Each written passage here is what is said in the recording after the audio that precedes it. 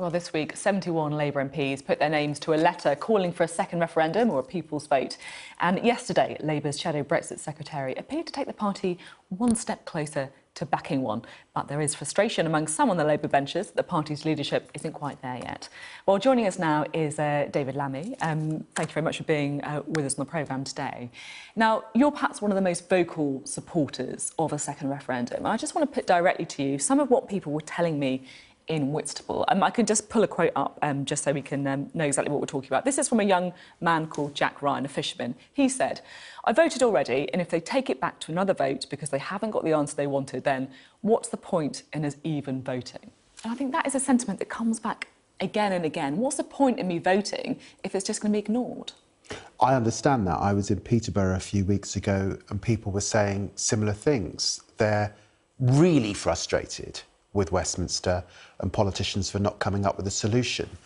But the point is this, we either leave with no deal, and that is a very painful Brexit, which it looks to me like Parliament has ruled out, or we leave with a deal that is hatched by parliamentarians, which is probably a pointless Brexit, and Norway Plus is that pointless Brexit because, frankly, we would be leaving, we'd still have free movement, we'd still be paying the EU a lot of money.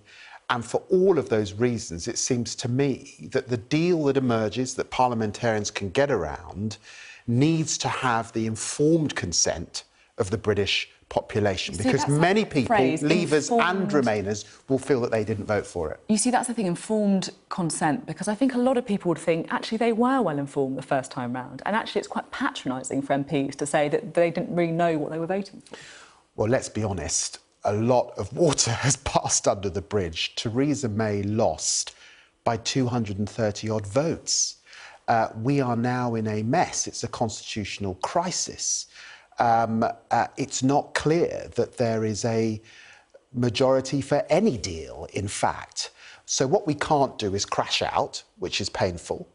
I hope a deal emerges and it's a soft Brexit, but it does seem to me that there is a risk that we upset both Leavers and Remainers if basically Westminster hatches the deal and signs and delivers it, and many people think, I didn't actually vote for this. So it's for that reason that you've got to have a final say. The British people has got to resolve this. And I've said this before, Sophie, you cannot argue that you undermine democracy with more democracy. That's just not the way that great nations like ours establish themselves. But some people would feel that it is undermining democracy, that it's their voices being ignored. Are you not worried about some of the consequences for the country if we have to go through another referendum before, when the first one was so divisive?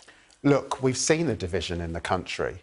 We see it outside Westminster with the way that some members of the public, often on the hard right, are behaving towards parliamentarians. We see it in families that are divided across this country. Yes, of course, we have to bring this to an end, but it seems to me that the way to bring it to an end is to present the British people no longer with this leave and we don't understand what the terms of leaving are. This time, we understand exactly what the terms of leaving are when we get that deal that Parliament can sign off, or indeed, we can remain within the European Union, which is the option I prefer, let's be clear on that, because we've looked into the abyss and decided, sorry, not for us. OK. You said a little bit earlier in the interview that you hope a deal is done. Does that mean that there is a Brexit deal that you could vote for? Well, certainly I would prefer a soft Brexit somewhere like Norway to Theresa May's botched deal that got us nowhere and so could why you it was vote rejected. For it if it was on the table? It's the terms under which it was put. I'm very clear, and I'm writing in the Observer today, that I could only vote for it on the basis that there was a final say referendum.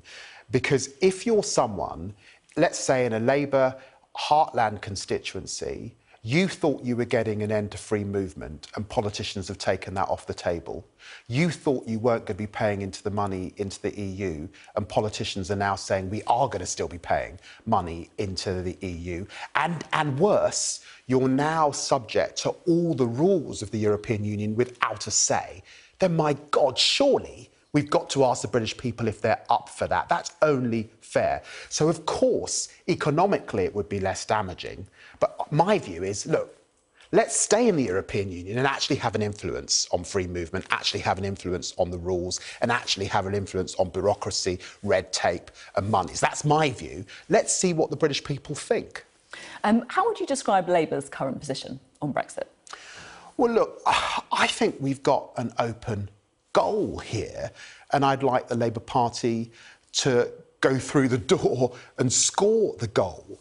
And the only way of doing that, it seems to me, is to get us into a place where we are preparing for that final say referendum that has to take place.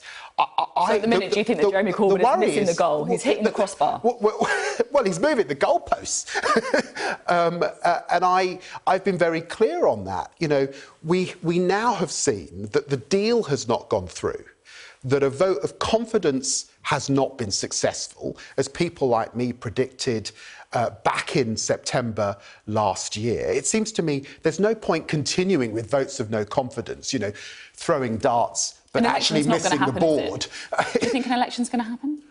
I think an election's extremely unlikely because members of the DUP are not going to put Jeremy Corbyn, who has been a long-term friend of Sinn Féin, into number 10, let's be clear. And even Dominic Grieve and Anna Soubry are not saying that they are going to vote no confidence in a Conservative government, which they prefer to Jeremy Corbyn. So I don't see any prospects of a general election. No, what we've got to do is get around what the alternative deal is, but be clear that we should set in place the timetable now to get that second referendum that's a final say referendum. And let's be clear on this. The only way we're now going to get a Brexit is if the Labour Party whips for it. So the question is the Labour Party going to whip for Theresa May's Brexit, or is the Labour Party going to get clear on the options for the British people, the best options for the British people? And my view, the best options for the British people is now to remain within the European Union. Jeremy Corbyn's always talked about the importance of party democracy, about listening to the party members. The conference motion was saying that they want to push for a general election. If you can't get that, then a second referendum is on the table. Now, as you've said, a general election seems unlikely. You've had the confidence vote and lost. So why do you think it is that the party isn't explicitly backing a second referendum? And do you think Jeremy Corbyn is going back on some of those very strong words he's used in the past about the importance of listening to membership? Well, I think Keir Starmer was very clear yesterday. The moment has arrived. The moment has arrived for clarity and for leadership. And for those of us that have campaigned for a final say people's vote, we are absolutely clear that requires the Labour Party to whip for that vote. So why has Jeremy Corbyn not done it? Well, look, I think that I think that Jeremy has been hedging.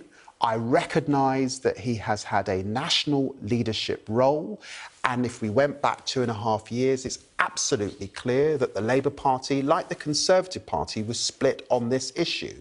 But as we have travelled 2.5 years, as we see the mess that Theresa May has created, as we see the red lines that she has put in place, opinions have changed across the country, and they've absolutely changed across the Labour Party and the Labour movement. And now is the time for leadership. And let me say this, Sophie. There are a small group in our party who are so frustrated, who have so much grievance. The fear is that they're going to go off and form another party. I personally reject that. But the danger is, just like 1983, a new party built around basically a relationship with Europe keeps the Labour Party out of power for a generation. How many I don't MPs want are you those talking sorts. about then? I have no idea, but you will have heard the speculation, like me, and one sees colleagues behaving in certain ways. Please, let us unite the Labour Party now, unite the Labour Party around the idea and the concept that ultimately, whatever now happens, it's clear that the British people need a final say on the deal that's going to be hatched in the corridors of Westminster in the coming weeks. OK, well, let's put some of that later to a member of the Shadow Cabinet. David Lammy, thank you very much.